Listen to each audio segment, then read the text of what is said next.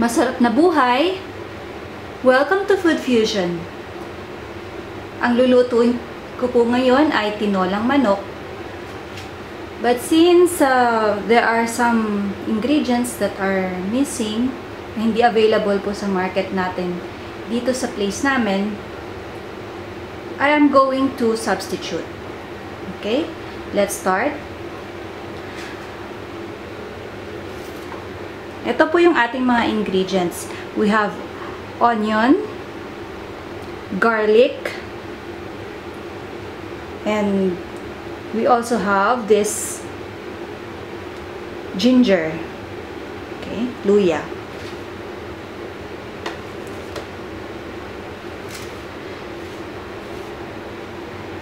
Meron din po tayo dito sa mga ingredients natin. Ito po ay papaya. Pwede din po kayong gumamit ng sayote.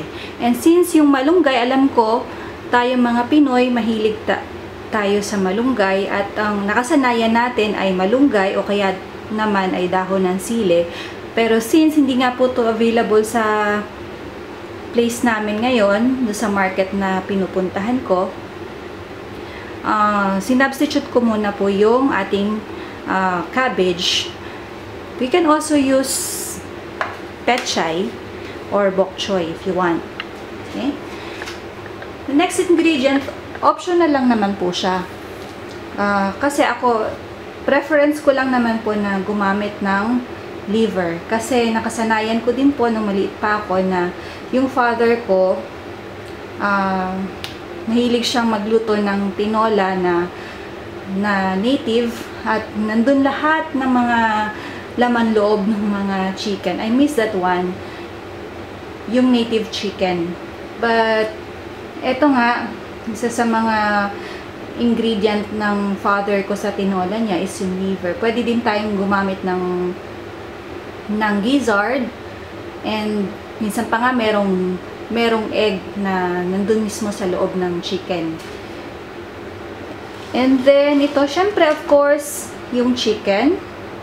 Gagamit din po tayo ng oil, ng salt and pepper, and ng patis.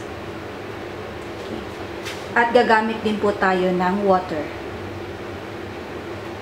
Okay, umpisahan na po natin. Papainitin ko muna po yung ating pan para po magigisa tayo. Ngayon po na mainit na ang ating pan, igigisa ko na po yung onion, yung garlic, and yung ginger.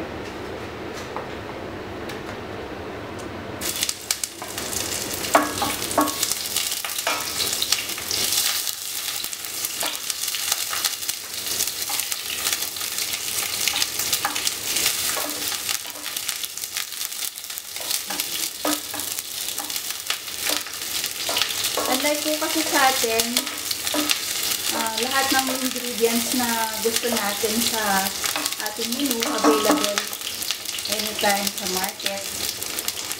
Like, bumaba lang tayo sa jeep na may tricycle, meron na tayong mabibiling mga ingredients, no? Dito sa atin, dito sa place namin, you have to ride a taxi or kailangan magka-car o minsan nagpapadeliver po kami sa grocery. Kaya po more expensive po talaga grocery po dito sa place namin. That's why you have to be creative lalo na pag nasitong bansa ka. I learned not to be religious sa ating mga pagluluto kasi kailangan talaga maging creative tayo. Okay?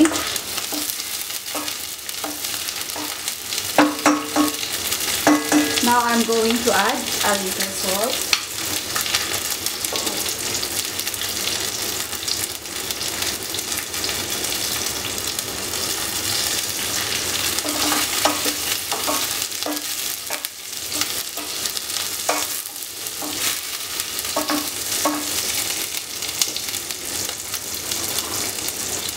also chicken.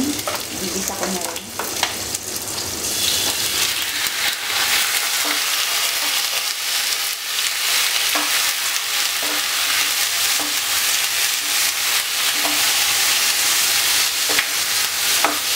Hintayin ko muna itong mag-brown yung chicken, no? Before I Ngayon na medyo nag-brown na yung chicken, i-add ko naman po yung liver.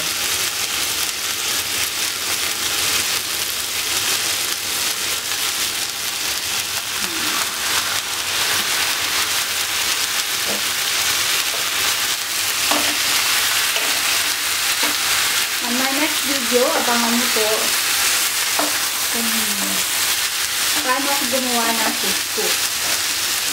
Sa mga hindi po familiar sa couscous, it is very popular po ito sa mga regions like Morocco, Tunisia, Turkey, Israel, at yung mga places po na malalapit na sa mga country na po. I think meron din po sa Egypt.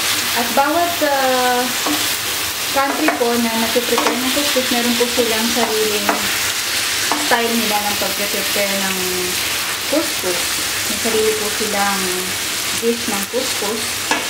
Pero, as far as I know, Moroccans po ang may claim sa origins ng dish na ito. But since we are Filipino, I'm going to prepare it with tinola. Yun po ang ating magiging fusion next time. Okay?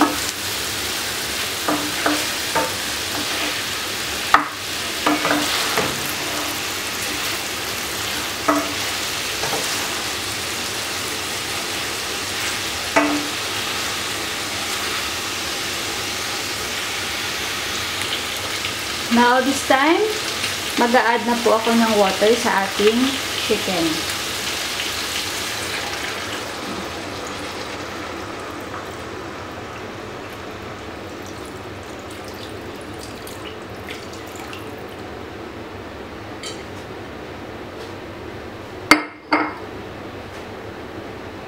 And then, we will let it simmer.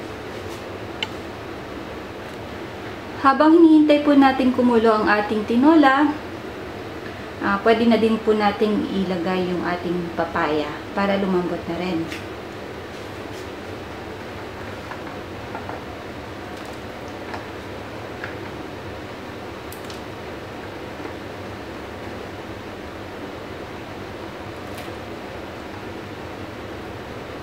Pwede din po tayo maglagay ng sayote. Pero, ngayon, ang gamit ko po is papaya.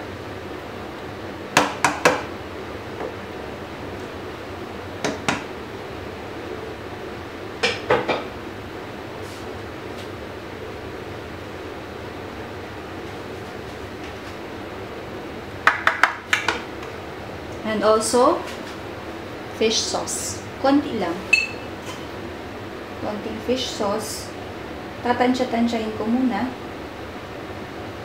Hanggang sa makuha ko yung desired na lasa. Okay?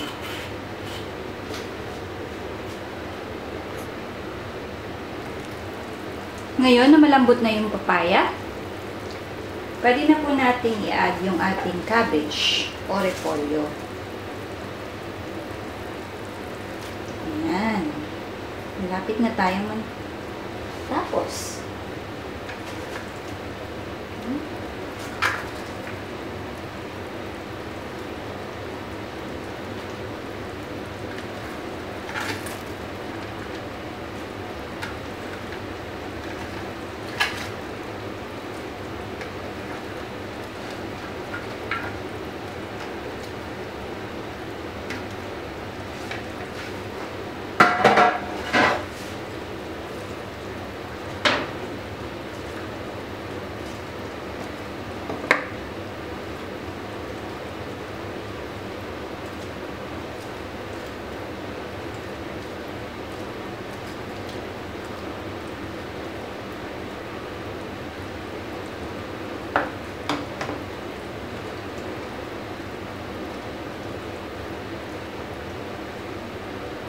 Then, add more salt and pepper to taste.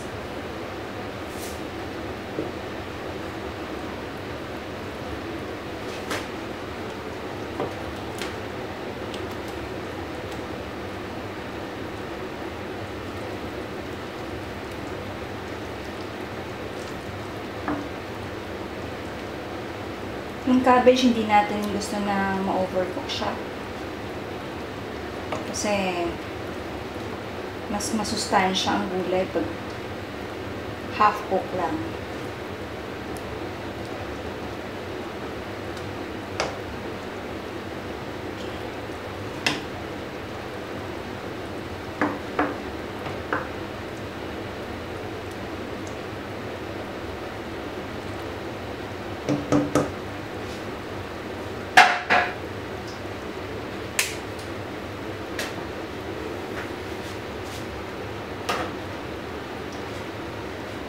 So that's it. This is our tinola without malunggay or without what else? Dahon ng sili. You just got to try some other ingredients para matikman nyo naman yung mga luto na namimiss natin sa ating bansa. Okay. See you on my next video.